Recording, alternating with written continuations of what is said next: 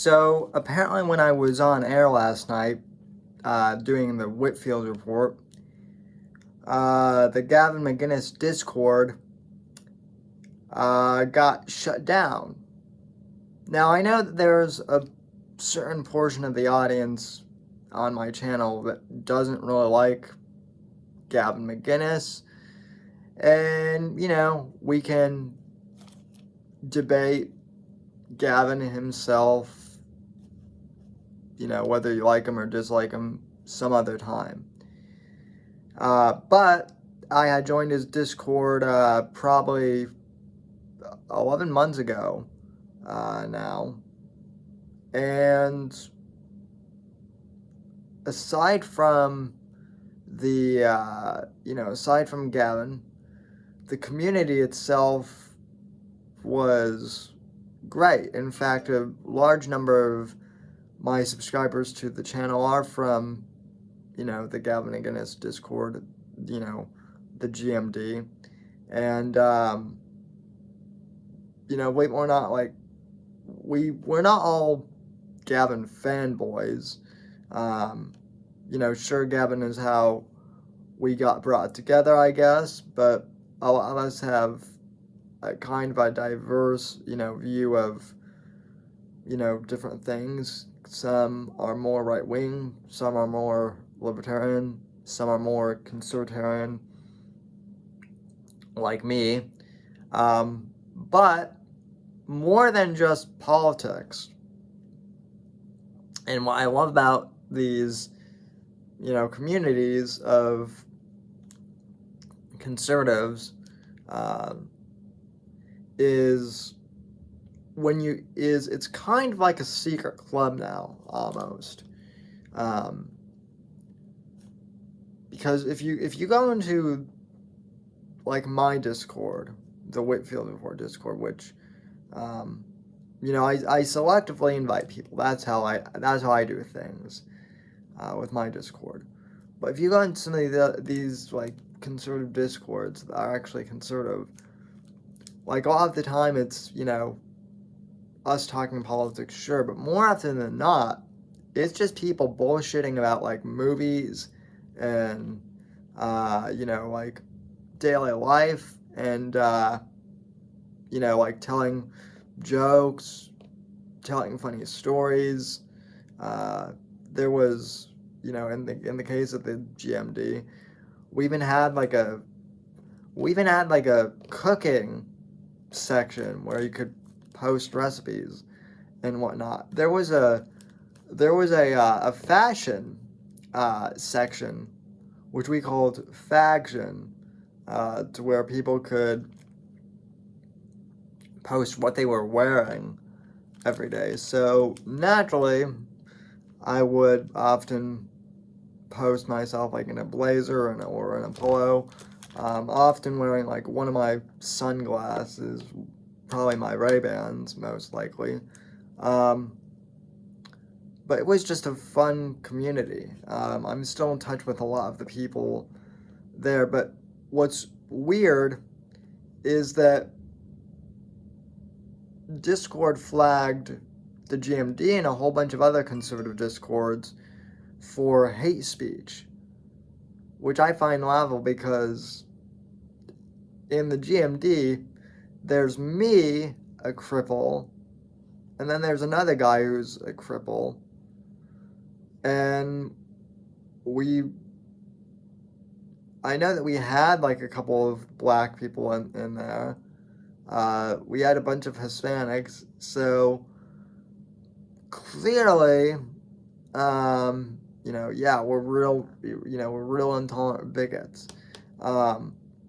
Jimmy, who runs the server, even though he's white, he's not American, he's a Brit, so, clearly we're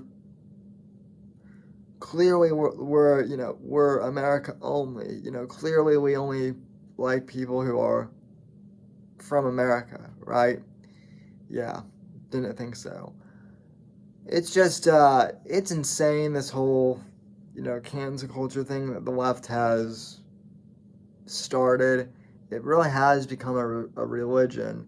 And yes, I mean, like I said, I know there are some cringe, right-wingers out there too, but now now the left is even going after, like, smaller channels like mine. And, like my friend Donnie, who is a black, woman. They've censored her on Twitter a couple times. I'm surprised she hasn't been banned outright yet, although that will unfortunately probably happen here in the near future. But yeah, this clown world stuff has gone insane, and the fact that, like, now they're making celebrities like Jimmy Kimmel apologize for shit that happened 15 years ago.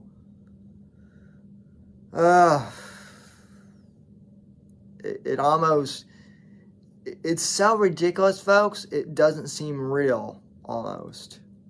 And, people change over the course of, their life. And I thought that was a big thing that the left was always, like, talking about. It's like, oh, people change. Unless you're, conservative, then we're going to dig everything that you've ever set up. So,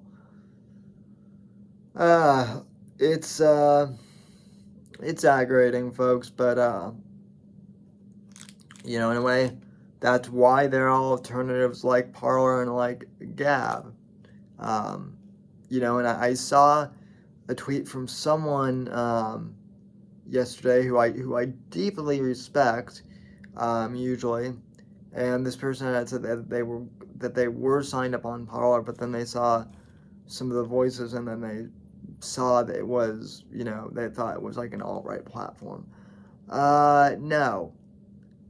I mean, yeah, there are people who are on the alt-right on there, but there are also alt-righters on Twitter and despondents and, derelicts. And the thing with Parler in particular is they'll allow anyone, on their app, conservative, liberal, what have you.